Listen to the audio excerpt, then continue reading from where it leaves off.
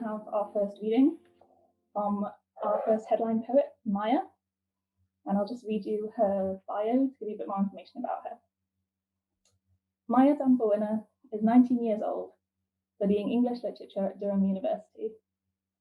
She was a Full Young Poet of the Year in 2018 and has since been published in various magazines, including Pickeroon Poetry, Honey Machine Magazine, and Pulp Poets Press. A contributing editor of Iceberg Tales magazine, Maiya was also shortlisted in the Cinnamon Press Poetry Pamphlet Competition in 2019 and nominated for the Pushcart Prize in 2020. So really exciting to hear some of her work. She's also a Northern poet. She's from Leeds, so great to have the Northern representation here tonight. And as I said, she's an editor at Iceberg Tales magazine. And you can check them out on Instagram at iceberg_tales. I encourage you all to do that. And Maiya also would like to give thanks to her editor of the magazine, JP Santa Maria, for his support in her poetry journey. So without further ado, I'll hand over to Maiya. And thank you for reading with us tonight. Hi, everyone. So yes, that was most of the stuff about me. I don't think there's really anything else to say, but I've got a couple of poems for you today, and I really hope you enjoy them. This first one is based off a poem called Sonnets from Whitley Bay by Fred Dagwa, and at the moment I am at uni in Durham, so it was pretty relevant towards me because, you know, the experience. Yeah, I hope you enjoy it. This is called Sonnets About a City. Idle thoughts wake up from the early summer. We brick the cathedrals, apologize, took one another's dreams, and then thick with desire and troubled love, I think about my love for the heat. Next, the warming of the globe, the slanted light and the south, the distant south in full technicolor. I elongated shadows, past the border, 2 steps, a straight line, climbing from Whitley Bay. I feel imperceptible, broken, 16, shouldering some polar ice cap. The molars inside you unwilling to rest. Talk ran out. Silence won't fracture you and I. The odd gesture stretches those hours. An elbow, one shire, an occasional roundabout. 1, I first said I love you. 2, the island stinks like sea air. 3, we banned ourselves from spoons. We laugh until our love is irredeemable. We've become tired. Rest where the star curves north. Turn where morning sun decides to turn, long like thoughts. Asleep in Durham Cathedral at 5, God would have our approval. I love you in the other colder country, from a window room, but not always. So that was the first. My next poem is called The Clinic, and potentially be like a bit of a biographic, I guess, but obviously some fantasy elements in there as well. Tell me a story that began with underbites, teeth chomping down on words like love and mother and careful. A story that began with a crib and ended with the walls painted lilac. Tell me it begins with lilac again.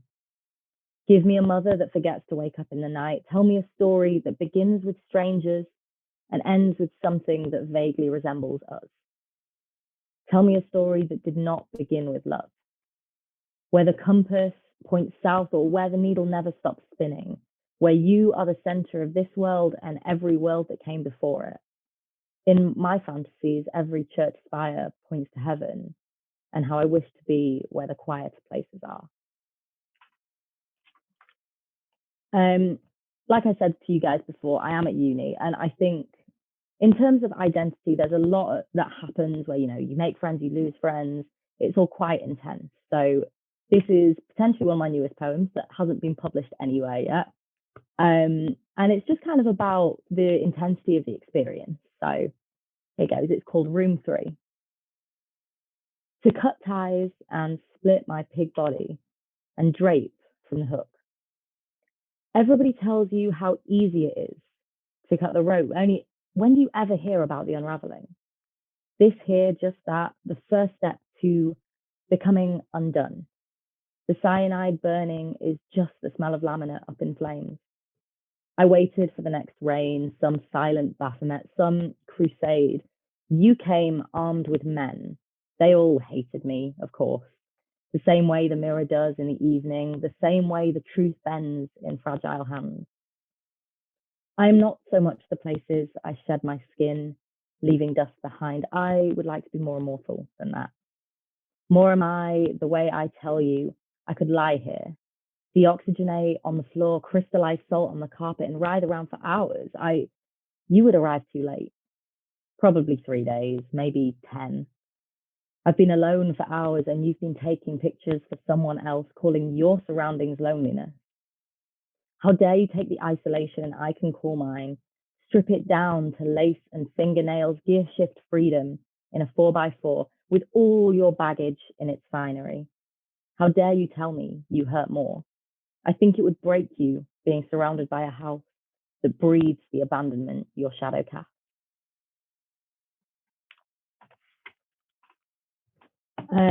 My next poem is called God Has Forgotten Me, and it's kind of comical in a sense. I think I probably wrote the first draft when I was drunk, so we're not going to talk about that. But yeah, here it goes. God has forgotten me. I curl the duvets under my toes. Kettle whistles, milk spills, my tea overbrews. More spoon feeding, and I feel full. Blistered ankles stop me from running home. Why are you late? They ask. I'm always late. I'm part rugged and hoping you trail mud all over me. I rub the sleep out of my eyes. Tread, slip, tread again. Black ice. I sleep in clean sheets. Butter, Marmite. Lick my lips. I see him. I'm learning that time passes pretty slowly. Loud people crawl behind my retinas and then they get off the bus. A homeless man tells me God has forgotten me. I have envelopes that need to be posted, but the queue doesn't move impatient me. A phone flashes. I waste more time online shopping. Turn on a toothbrush, brush, spit, paper on paper, echoing chamber, I see him.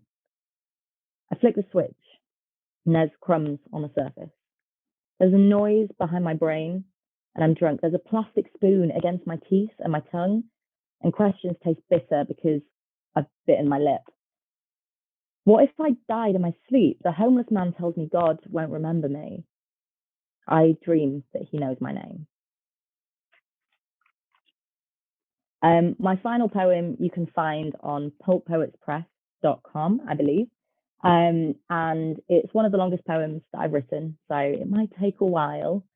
And it was based on a story that I read a really long time ago, and I've kind of put my own spin on it, like elements from my own life, elements from things I've watched.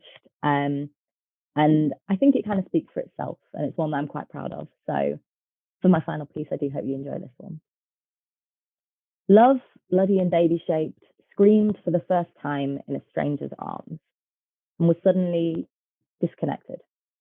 I heard it made Mum sick for 9 months, sick from carrying so much love, a balloon of happiness. They almost had to pop her. They almost had to pull it out.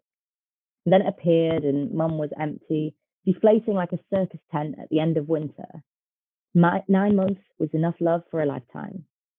It can be carried, is carried, was carried, until fingertips and elbows become graveyards where love once touched. There is a blankness or void where love forgot to be present. And it's so dark, and there's a humming behind my forehead and my ears in the nighttime.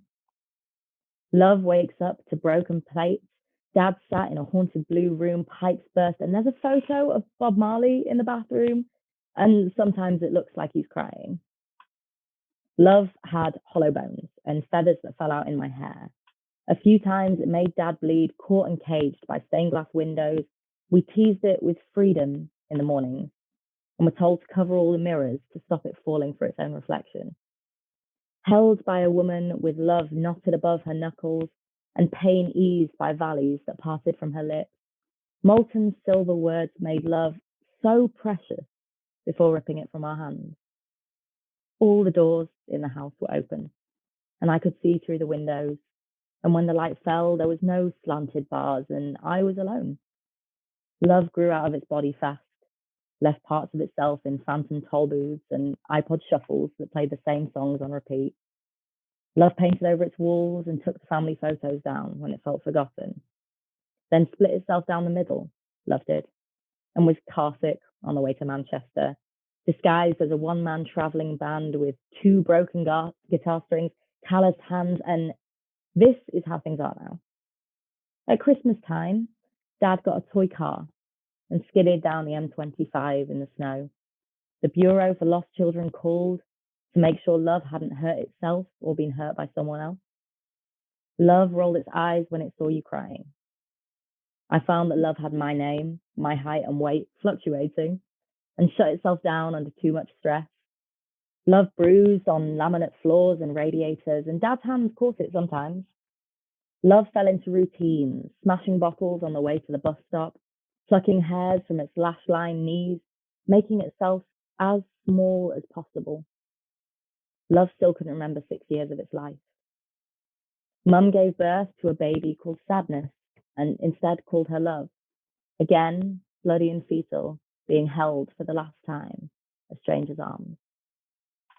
And that's me done. Thank you very much for listening.